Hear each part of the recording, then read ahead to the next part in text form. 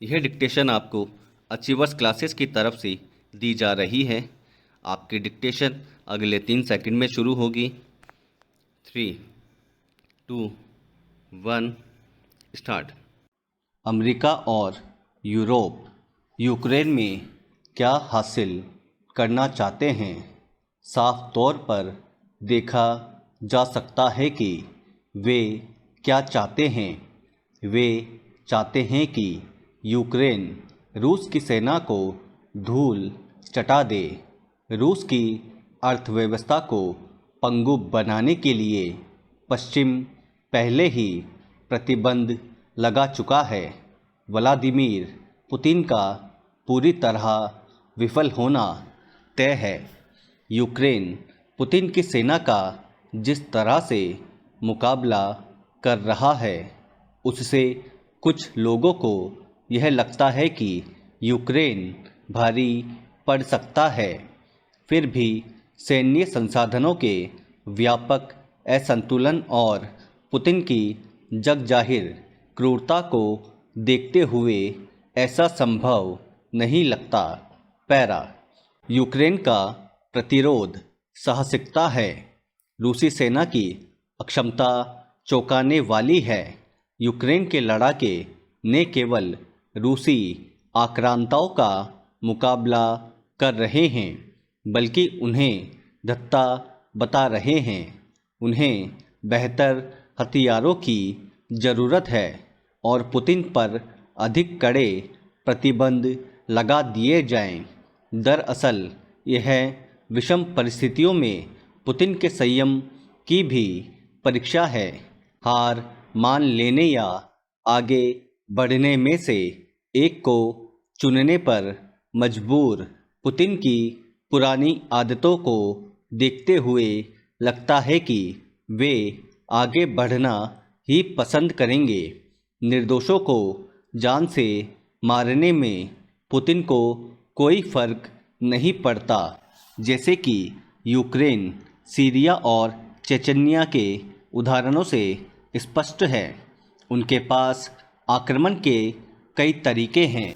Ukraine के शहरों पर पारंपरिक बमबारी के अलावा रासायनिक व परमाणु हथियार भी इस्तेमाल किए जा रहे हैं। पुतिन को अगर लगता है कि उनके पास खोने के लिए कुछ नहीं बचा तो भी फिर से उठने के लिए वे अपना सब कुछ दांव पर लगा देंगे। जरूरी नहीं कि युद्ध की परिणति परमाणु युद्ध में हो, लेकिन इससे यूक्रेन में जान माल की और अधिक तबाही होगी। इसलिए पुतिन को हराने का विचार खतरे से खाली नहीं है। फिलहाल युद्ध विराम ही उद्देश्य होना चाहिए। इसके लिए पुतिन को एहसास करवाना होगा कि वे सफल ही रहे हैं। पुतिन को सजा देना और उनकी हार जरूरी है, लेकिन ये बाद में किया जा सकता है। अभी प्राथमिकता इस बात की है कि यूक्रेन में और मौतें न हो।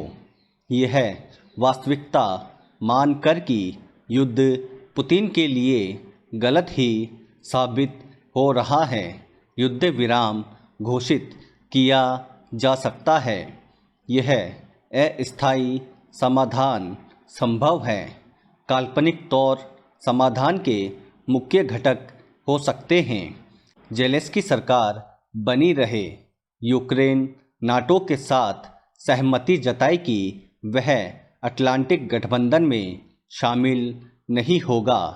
नाटो यूक्रेन और रूस के एक सुरक्षा सम्मेलन में यूक्रेन की स्वतंत्रता और संप्रभुता की गारंटी दी गई है। प्रतिबंध हटाने शुरू किए जाएं। ये सब काफ़ी जटिल है, लेकिन ऐसा ही कुछ समाधान संभव है। सहयोगियों को इस अल्पकालिक लक्ष्य के लिए काम करना चाहिए। इससे इतर समीकरण बदल जाते हैं। पुतिन भले ही स्वीकार न करे, लेकिन वे यूक्रेन के प्रतिकार और अपनी सेना के कमज़ोर प्रदर्शन से अपमानित हुए हैं और उनकी भावी कार्रवाई में इस घटक का योगदान जरूर रहेगा। पश्चिम तो दबाव के आगे झुक ही जाएगा। सैन्य समर्थन देने में यह पहले ही असफल रहा है। सहयोगियों को रूस के प्रति रवैये पर पुनर्विचार करना ही होगा। जब तक पुतिन का नेतृत्व है, सामान्य हालात बहाल होना मुश्किल है। सहयोगियों को अपने पूर्वी सदस्यों को सुदृढ़ करना चाहिए, क्योंकि युद्ध बढ़ सकता है। नाटो प्रमुख ने बुल्गारिया, हंगरी, रोमानिया में पिछले सप्ताह ही नए लड़ाकों की तैनाती की घोषणा की। नए परिदृश्य में रक्षा खर्चों और योजना पर व्यापक स्तर पर पुनर्विचार करने की ज़रूरत है। पैरा ऊर्जा या अन्य किसी चीज़ के लिए रूस पर निर्भरता का सवाल नहीं होना चाहिए। अमेरिका और यूरोप अमेरिकी गैस आपूर्ति बढ़ाकर इस दिशा में पहला कदम बढ़ा चुके हैं, लेकिन अभी काफ़ी कुछ करना बाकी है। कुछ प्रतिबंधों को हटाना अल्पकालिक समझौते का हिस्सा हो सकता है, लेकिन इस नज़रिए से नहीं कि सामान्य व्यापारिक संबंध बहाल होंगे। दीर्घावधि नीति होनी चाहिए। बेहतर होगा कि पुतिन कदम पीछे खींच ले, बजाय बाद में पछताने के। स्टॉप। दोस्तों, अगर आपको इस डिक्टेशन की कंप्लीट आउटलाइन प्राप्त करनी हो तो आज ही हमारे टेलीग्राम ग्रुप से उसे प्राप्त कर सकते हैं, जिसका लिंक डिस्क्रिप्शन में दिया गया है। और आगे भी अगर आप इसी तरह की डिक्टेशन और आउटलाइन प्राप्त करना चाहते हैं तो बेल आइकन पे क्लिक करना ना भूलें और सब्सक्राइब करें। Thank you.